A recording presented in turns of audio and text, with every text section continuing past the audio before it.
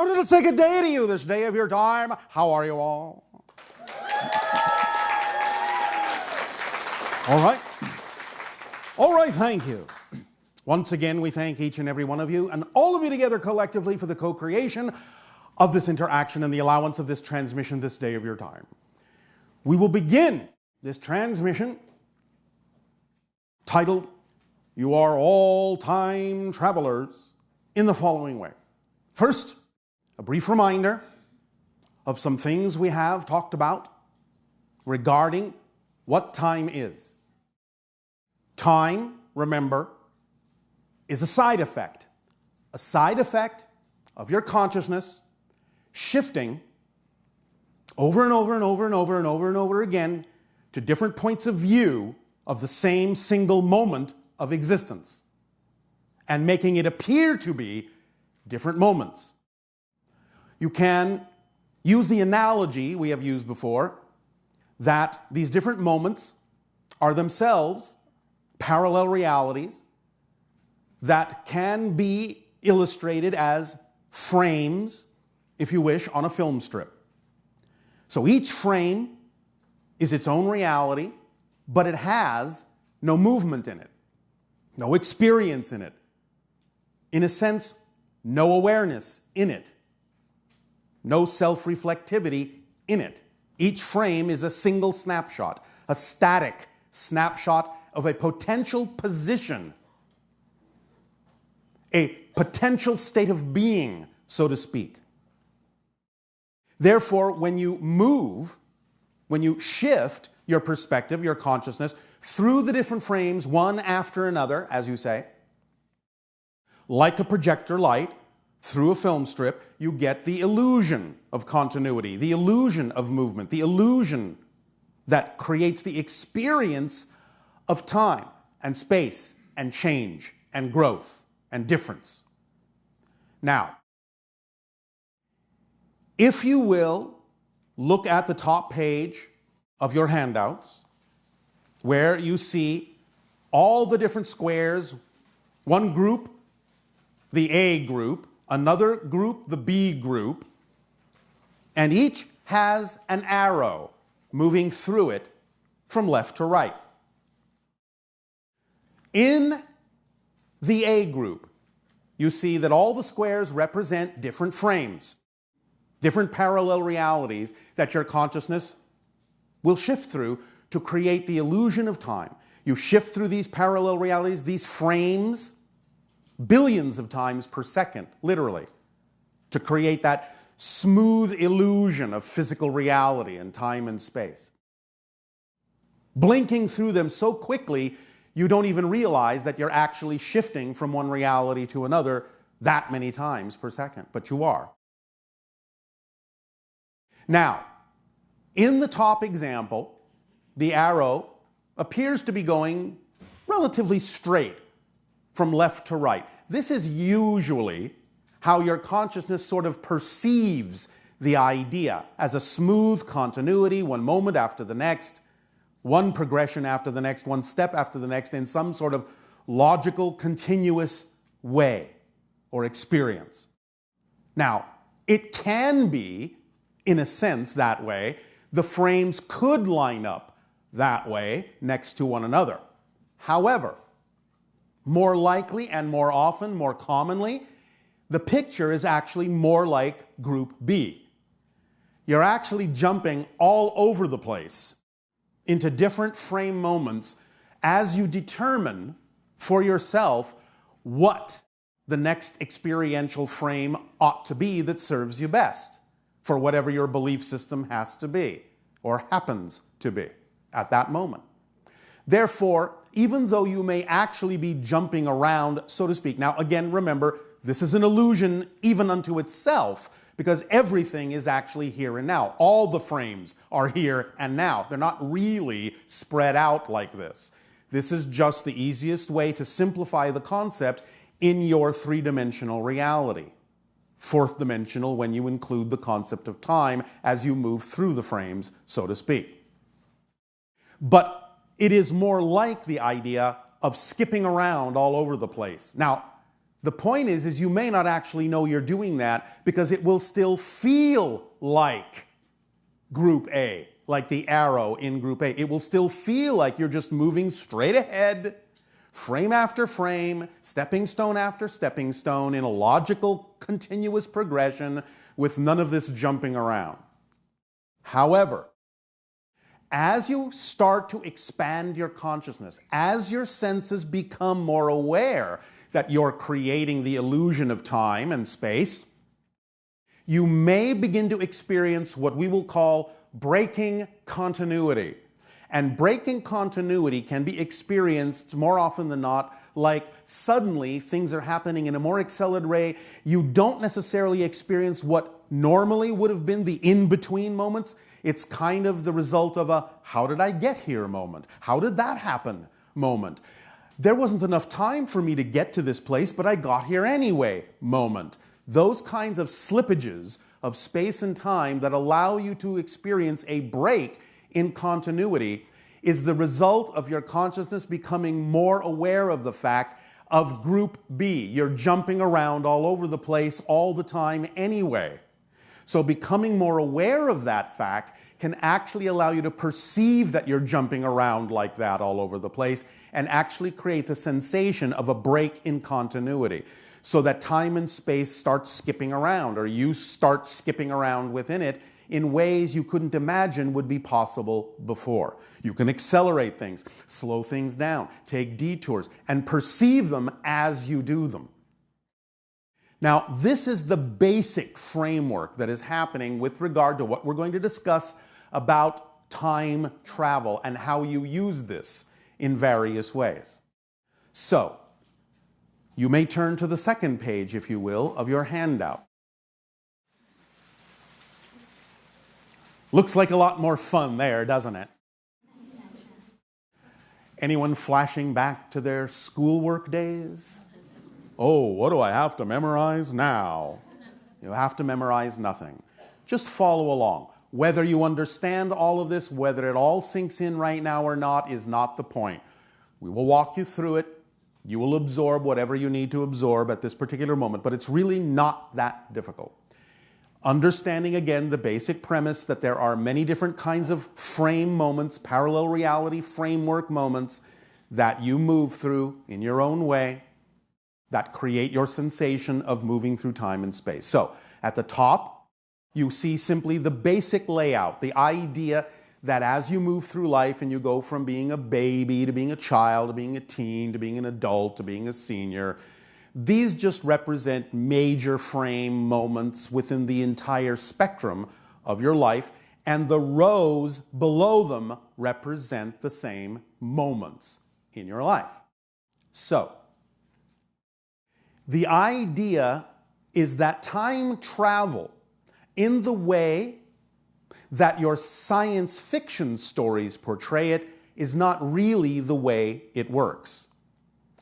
It is all about the idea of shifting to parallel realities that may be very, very similar to your own, and so you might not immediately be able to tell the difference that you actually haven't traveled in your own timeline, but I'm telling you that you haven't. And example number one gives you the perfect illustration of why that doesn't happen. If you look at the idea of, again, the symbol at the top, you go from the idea of the baby to the child to the teen to the adult to the senior. Then look at the first row of the second example, example A, and you go, all right, this person in the top row is a baby, and then they become a child and a teen, but as an adult, suddenly, they invent time travel, and they decide, I'm going to go back and I'm going to see myself as a child, a younger version of myself. Now, you would think, as most of your sci-fi stories propose to you, that you're actually going back to your childhood.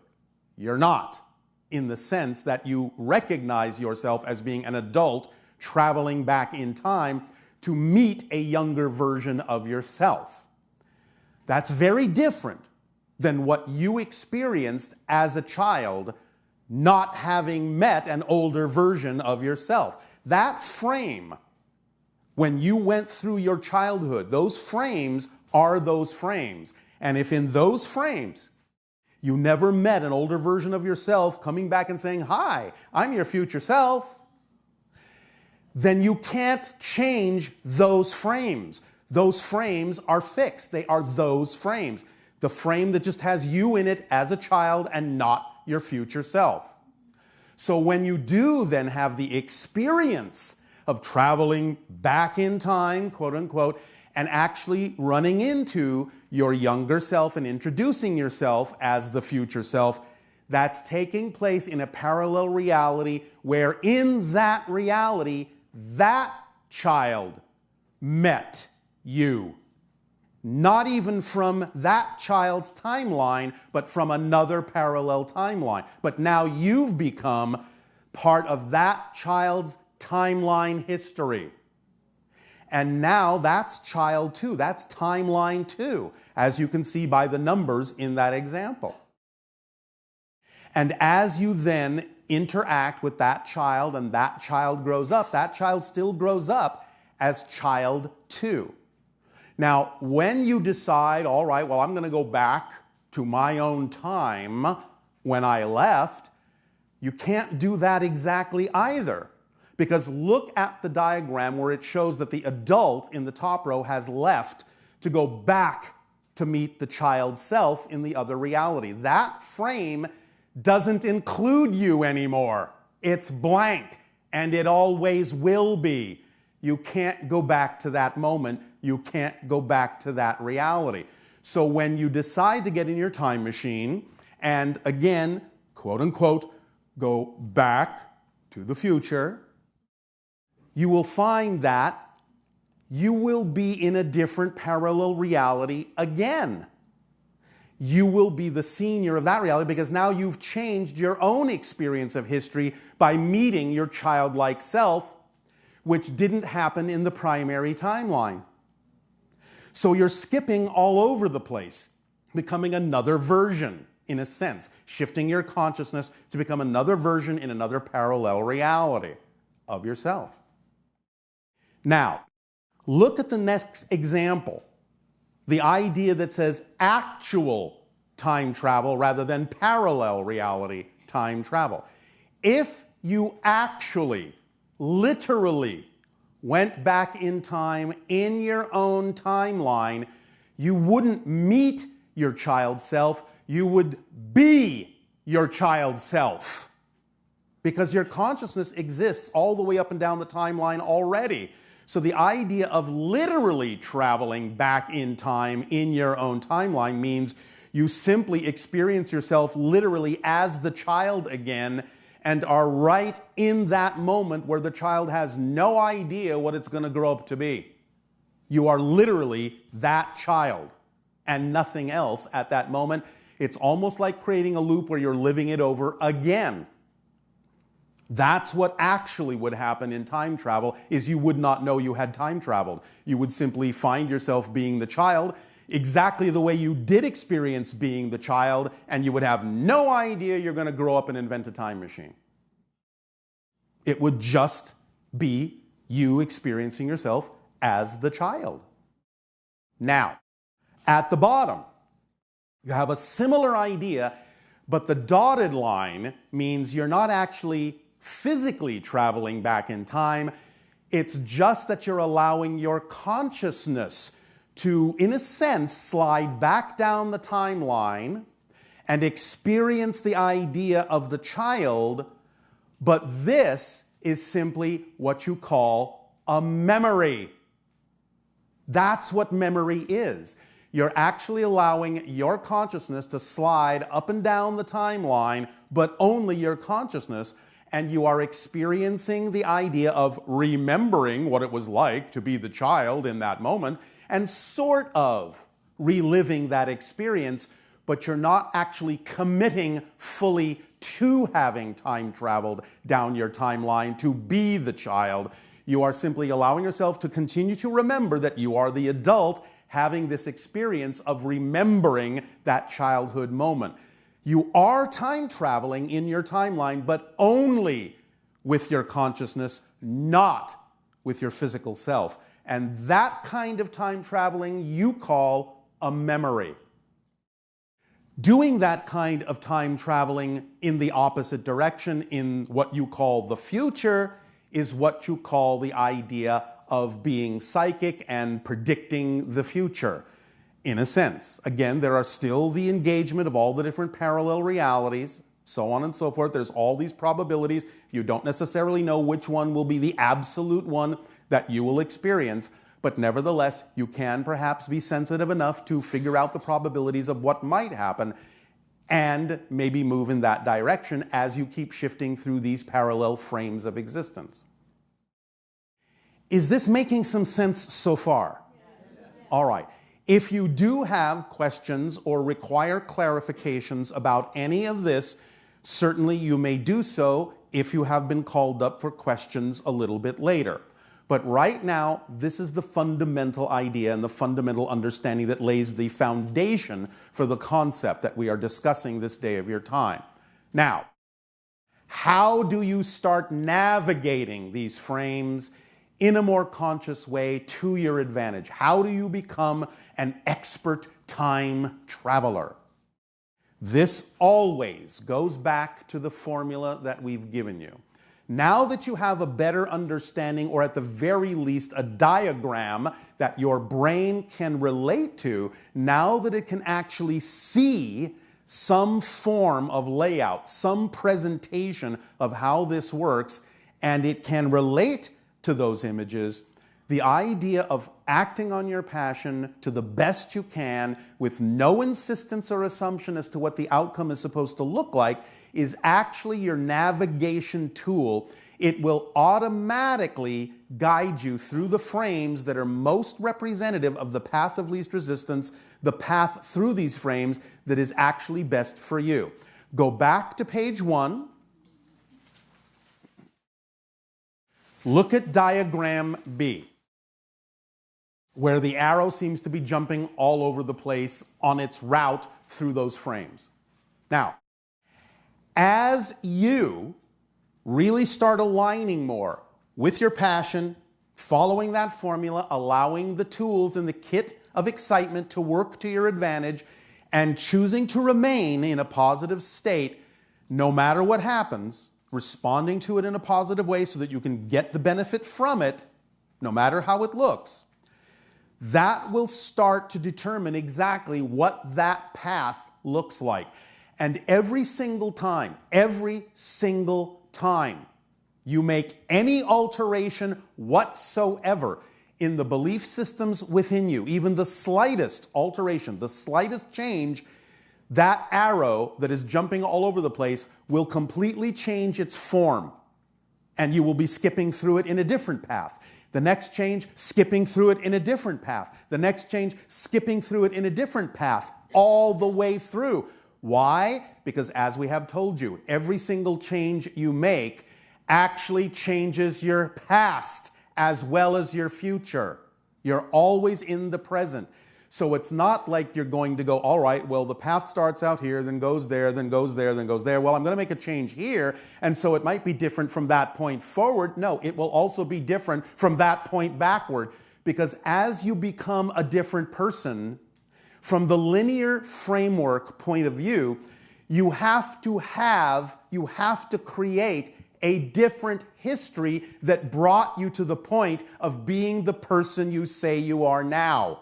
That's how it works in physical reality. You have to have the continuity of having the past that works to make you the person you say you are in the present. Making sense? So the entire arrow, the entire path changes. So the idea is, again, you can navigate this more consciously. You can start experiencing more breaks in continuity, experiencing more flexibility, malleability, plasticity in space and time. Things can start happening much more synchronistically, much more magically. When you allow yourself to truly align more strongly with your passion, act on it, to ground it, to commit to it through your physical action, that demonstrates the energy, that creates the energy, that radiates the frequency, that acts as your rudder through these frames, through these parallel realities. And that will continue to determine exactly what path you are taking, so that you will always only then be experiencing the frames that are always to your best benefit, to your advantage, always representative of the path of least resistance, always representative of the path of connection to all things that are relevant to you in your life, always giving you exactly what you need, supporting you in that way, and always allowing you the freedom to choose to be who you prefer to be. That's how it works. Does this make some sense to you? All right. So let all of this just sort of simmer. Let it all sink in. The handout is yours to ponder at any time. You may have other insights that may come up just by the planting of this seed, but please understand, you are all already time travelers. This is your nature. You're not learning to do something you don't already do. This is for the purpose of helping you to become aware, more conscious of what you're already doing, so that you can utilize it to your advantage in a more conscious way, so that you can begin to truly expand your senses and become more sensitive to the changes that take place in your experience of reality, and learn to recognize when major shifts are actually occurring that are breaking your continuity, so that you can leap for joy at the quantum leap you have just made. In a sense, it can actually feel like, not that you're doing this literally, but can actually feel like you are skipping over frames. So the idea then is you will feel accelerated. You will feel, again, that there is very little resistance. Your challenges will all be exciting and expanding. You will grow from them, and you will be living the birthright that you deserve to live. So use this tool to your advantage. It is a powerful recognition to understand how reality works. When you can truly see the structure of existence and understand that you can use it to your advantage this way, many things will become very clear, and many questions that you may have had will be easy for you to answer. Yes? Yes. Yes. So we thank you for allowing us to share this tidbit of timely information. And we ask now, in what way may we continue to be of service to you? Please begin your questions and dialogues if you wish.